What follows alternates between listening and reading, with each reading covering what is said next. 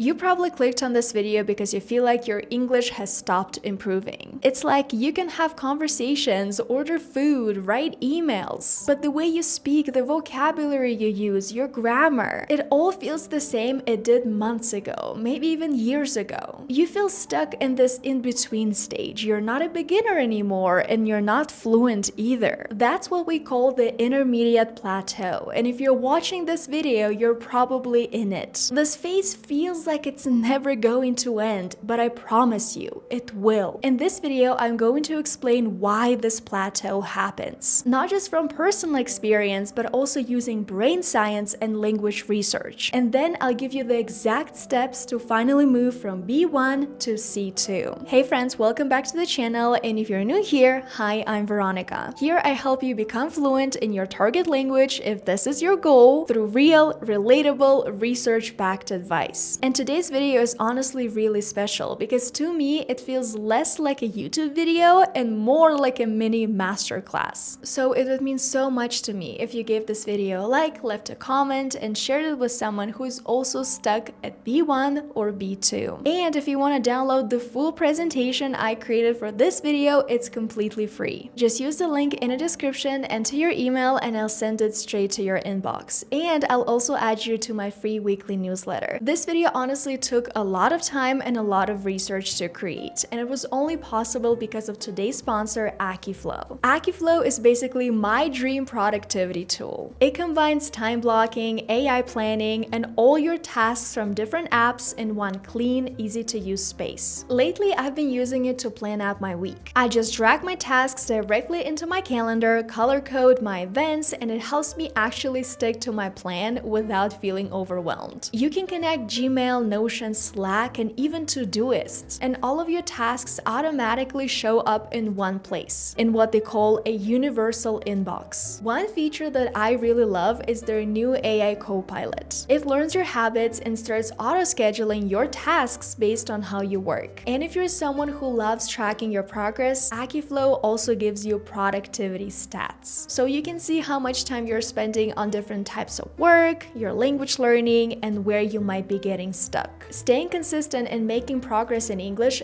does come down to how you organize your time. Tools like Akiflow make it so much easier. If you want to try it for yourself, you can use my link in the description to sign up. And you'll also get access to a free one-on-one onboarding call, which is a really helpful way to set everything up and learn how the platform works. Alright, so let's begin and talk about what causes this intermediate plateau and why it happens at this B1, B2 level exactly. First of all, I really want you to remember that the plateau is a natural byproduct of how language learning works. So if you're stuck in this intermediate plateau right now, please don't feel like something is wrong with you. Absolutely not. Being in this stage of your language learning journey is absolutely natural because at B1 or B2, there are several factors that come together that make you feel like you're not making any progress. And let's talk about these factors right now. The first one is what I like to call the vocabulary wall. You know, when you're a beginner, every new word you learn feels like magic, like you've discovered a new key and now you feel so much more confident. For example, learning just 100 most common words in English can help you understand about half of all of the conversations. It feels really fun and exciting and motivating, and you see progress right away. But once you reach this intermediate level, B1 or B2,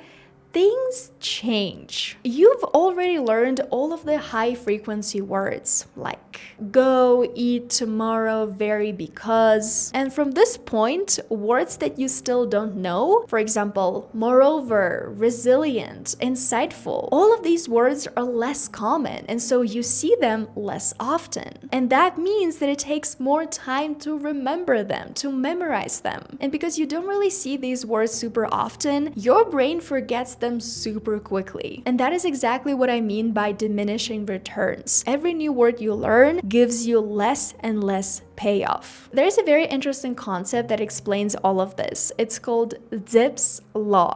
I really hope I'm pronouncing this word correctly because it's German and I do not speak German. If you guys know how to pronounce it correctly, please let me know in the comments if you speak German. Here's how it works in language learning. A tiny number of words are used all the time, and most words are used very rarely. It's like the 100 most common English words like I, you, the, is, have make up about 50% of everything you read or hear. The next 1,000 words cover another 15 to 20%. But to understand almost everything, like let's say 98% of a novel, article, or podcast, you need to know 10,000 plus words. And those last few thousand words, they're very rare, so you barely see them, which means that you have to read and listen a lot more to be able to memorize them. And obviously the forgetting curve doesn't help us here at all, because it says that we forget things fast if we don't see them over and over again. And so to actually memorize all of those rare words that are used at C1 or C2, you need a lot more exposure, like more reading time, deeper listening, spaced repetition to just keep those words in your head. Okay, so the next cause of your intermediate plateau might be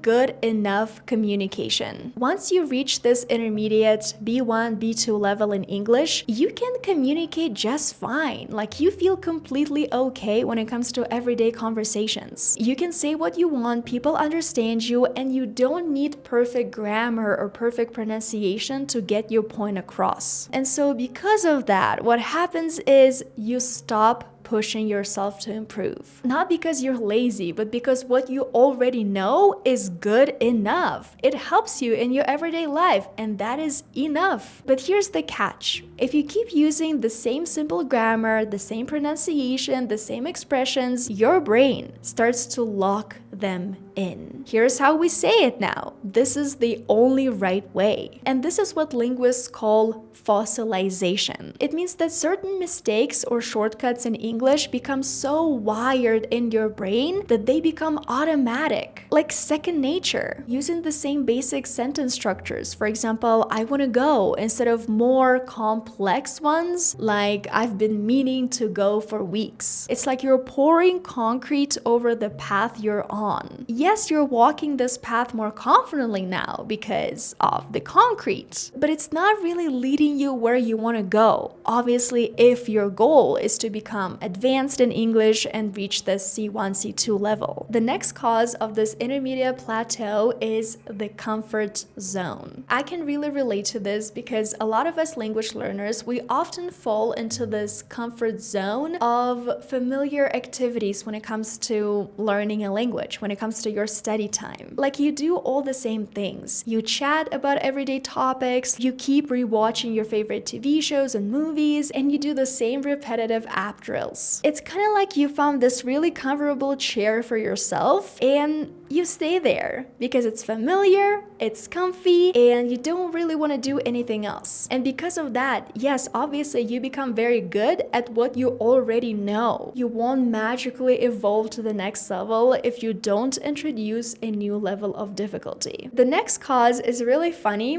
I like to call it the honeymoon is over. Just like in a relationship, at the beginning of language learning, everything feels exciting and small achievements give you a huge dopamine reward. But unfortunately, by the intermediate stage, the initial thrill peters out and learning can start feeling like a slog. And that is exactly why a lot of us face this crisis of confidence. We know a lot about the language, but when it comes to those more difficult conversations, we really struggle using the language at higher levels. And that leads to frustration and self-doubt. And also, if you're an adult learning a foreign language, you have to juggle so many responsibilities like your work, family, and all of that really limits how much time and mental energy you have left for language learning. And the final thing that might be causing your intermediate plateau is the gap between your active and passive skills. At B1 or B2, a lot of you often say, I understand a lot, but I struggle to speak. I struggle to express my thoughts clearly. Of course, I can use simple sentences to express what it is I want to express, but I don't want to. Like, I know that I know more, but for some reason, it feels so hard to actually say all of this. Because when I start speaking, I don't remember anything all of a sudden. The reason why this happens is because at this intermediate level, we haven't yet done enough intentional practice when it comes to your writing and speaking to activate the full range of vocabulary and grammar that you have absorbed. Thus, you plateau because you only use the things that you feel comfortable using. You quietly understand more complex language, but you never try to actually produce it. And this can create the illusion of stagnation. I feel like I know more, but I still sound the same. Now let's talk about how you can actually overcome this intermediate plateau. And here I really want you guys to remember these two things. First, everyone hits the plateau. It is absolutely normal and natural. And second, it can be overcome with the right mindset and the right strategies. And so now let's talk about the strategies. And the first thing that I really want to share with you is find your why. Those of us who persevere, we all have a very strong personal purpose for learning. Because if you have a very strong why, it becomes easier to overcome all of those crises of faith that you're inevitably going to encounter on your journey. Try to recapture that fun you had at the very beginning of your language learning journey. Ask yourself, why did I start to learn this language in the first place? Try to revisit and reinforce your reasons for learning. Try to look for your why and make your why extremely personal and extremely powerful. The next strategy that is going to help you overcome the intermediate plateau is deliberate practice. At this level, if you continue doing the same things over and over again, you won't really see a lot of improvement. You need to start focusing on your specific weaknesses, on your personal pain points when it comes to your target language. For example, maybe it's this very specific grammar rule that you kind of understand but always avoid using yourself. Or maybe you have some fossilized errors, like the things that you say incorrectly pretty often. Deliberate practice doesn't mean that you only do things that you're good at. It means being uncomfortable pretty often because you're growing, you're learning, you're putting yourself back into this student mindset. You're not just doing things you're already good at. Okay, so the next strategy here is increasing your immersion and native input. You're going to flood your brain with much more input and at a higher level. Let's use reading as an example. Obviously, I'm always talking about comprehensible input here. I don't want you to overwhelm yourself with something that is way beyond your current level. Personally, reading is something that took me to a very high level in English. I think one of the reasons I have the vocabulary range I do right now when it comes to my active vocabulary, when it comes to my passive vocabulary, is exactly because of reading. Let's be honest, in books, the words they use are so different. The level is so much higher. And that is extremely important if you want to reach the C2 level in English. I'm gonna show you guys, I just finished reading this book. The Anxious Generation, the iPad nearly fell out of my hand, but that is okay. So I just finished reading this book, The Anxious Generation, and there are so many words that I actually highlighted that were new to me. For example, inoculation, glumness, cumbersome. Like, I have definitely heard the word cumbersome before, but obviously I don't really see myself using it, and that is okay. Galvanized, salient, ensconced. I need to check how to pronounce this word. Ensconce. Ensconce. Okay, yep, ensconced. This is exactly what I was just talking about, C2 vocabulary. But as you can see, because it is comprehensible input, probably all of these words that I highlighted, I don't know, 10-ish words, so it becomes very easier for me to actually memorize them. My brain is not flooded with like 1,000 new words after reading just one book. When it comes to listening here, aim to listen to English daily. Obviously, at first, you might need to rely heavily on subtitles and transcripts, and that is absolutely okay. But if you can go through the same video, for example, and first watch it with subtitles and then watch it without subtitles to test your comprehension, that is going to be amazing. If you still realize that fast speech is pretty hard for you to understand, try narrow listening. And narrow listening and narrow reading are amazing strategies. Basically, what it means is, let's say you pick a series on Netflix or maybe one YouTube creator that you really like. You like their accent, you like the way they make their YouTube videos, and you just watch a lot of their videos. You focus on that narrow listening so that you can understand this creator really well or this Netflix series really well. Because this way you get used to one accent, you get used to one topic style. Probably this one creator is going to use the same vocabulary over and over again, and so it becomes easier for you to memorize new words that they're using. And then gradually you can diversify. This is personally what I did when I was at the intermediate level. I practiced narrow reading one series of books, and also narrow listening, watching one YouTube creator and watching all of their videos. The next little principle here is shadowing, and it basically means that you listen to native audio and then you simultaneously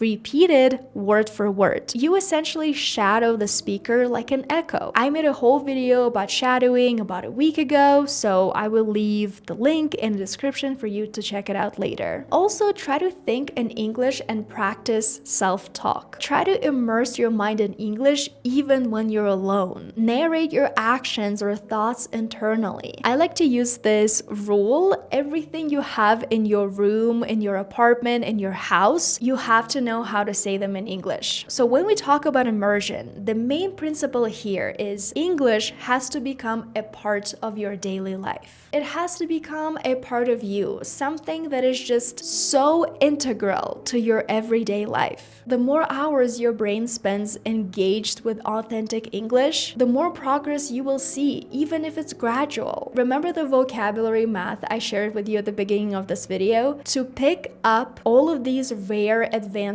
words, you need to encounter them many times. And immersion ensures that you are getting those repetitions. It also helps you develop this intuitive feel for the language that textbooks alone can't provide. It's, you know, when you ask a native speaker why this phrase has to be constructed this way, like a specific grammar rule, they say, I don't know, it just sounds right. The reason why it sounds right to them is because they have this intuitive feel for the language. And as a non-native speaker, you can develop it too. Strategy number 4 that you can use is try to speak and write beyond your comfort level. That can mean you find conversation partners or tutors. The most important thing is try to ask for corrections if you're trying to improve, if you're trying to work on your fossilized mistakes, for example. Practice topic challenges, which means that you choose a very interesting topic for you, but a topic that you know you can go very deep on, and that basically helps you expand your overall proficiency. Right now, the approach that I like to follow is switching the topics very quickly. For example, I just shared with you guys, I read this book about social media and anxiety. After this book, I started reading a book on free diving and the ocean, like a completely different topic, and I'm switching them very often because I want to practice those topic challenges. Also, public speaking is a great example here. If you don't have those public speaking opportunities at work, you can just do it with your phone. Just record like a 3-minute video of yourself giving a talk on something that you really like. You can talk to ChatGPT, ask ChatGPT to challenge you. And finally here, try to write more. When you're journaling your thoughts, try to include all of the new words that you have memorized. I know sometimes it is going to be difficult. Like today I mentioned that I learned the word ensconce. Like I don't think I'm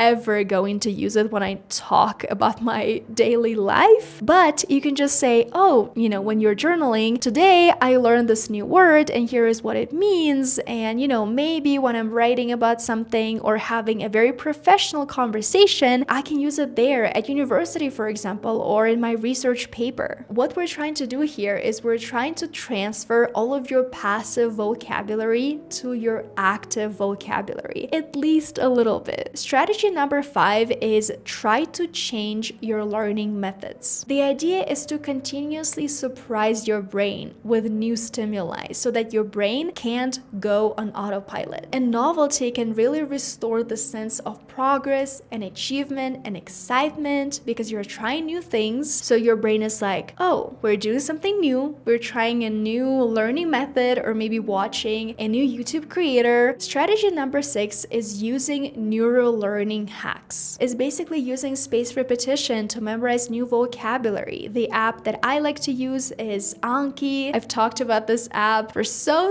many years because I personally use it pretty much every single week. The reason why this is a neurolearning hack is because spaced repetition helps us fight the forgetting curve. Because if you only see a word once and then you never ever see it again, this is what happens with your memory. Slowly but surely, you will forget this word. But spaced repetition does something like this. You learn the word, you start forgetting, and then you see it again. And then you start forgetting, and then you see it again. So basically, you start acquiring this word naturally because of spaced repetition. Also, when it comes to pronunciation, a really nice neural learning hack is doing minimal pair training. When you see words like sit and seat, and you try to pronounce them correctly, like you know the difference in pronunciation. Also, please be mindful of cognitive load. When you push yourself to try new things, to expose yourself to more advanced content, your brain will tire more quickly, and that is absolutely okay. So give yourself enough rest, take breaks, and please sleep well. Strategy number 7 is getting a mentor. At the very beginning of your language learning, self-teaching with free resources works amazing. But at this intermediate plateau, what might really help you is expert guidance. Maybe it's formal classes, or maybe it's purchasing a course that you can take, or finding a knowledgeable mentor or coach, like a person who has been through what you're experiencing right now, who has reached this native-like fluency, because they can give you tips, they can correct your path, and they can inspire you. I think that is absolutely okay to seek help and seek guidance, to stand on the shoulders of experts rather than constantly reinventing the wheel. That is what I do, for example, in my handstand practice. Right here, you guys can see my handstand kings. Yes, I want to join a circus. No, I'm kidding, obviously. Practicing handstands is something that gives me a lot of joy. And yes, there are a lot of free resources, free YouTube videos, but sometimes what I need is another person to encourage me, to mentor me, and to tell me that, you know, the plateau I'm experiencing right now is absolutely normal. Okay, and finally, our last strategy here is going to be maintaining a positive mindset. And honestly, I know it is hard. I know that when you're stuck in this intermediate plateau, trying to embrace it sometimes feels impossible. In reality, hitting this intermediate plateau is completely natural. It is a part of your learning experience. And being stuck in this stage doesn't mean that you're a failure. It doesn't mean that you're failing. It is okay to be intermediate. It is enough. It doesn't mean that you should stop improving if your goal is becoming advanced, but it does mean that you should stop beating yourself up for not being C2 yet. So I think it's going to be it for today's video. If you liked it, please don't forget to give it a thumbs up and subscribe to my YouTube channel. Don't forget that you can get access to the presentation I shared in today's video by using my link in the description. In today's video, I talked a little bit about shadowing as an amazing technique to improve your language skills. If you want to learn how to shadow efficiently and how to practice English speaking this way, I highly recommend checking out this video right here. Just click right here and I'll see you there.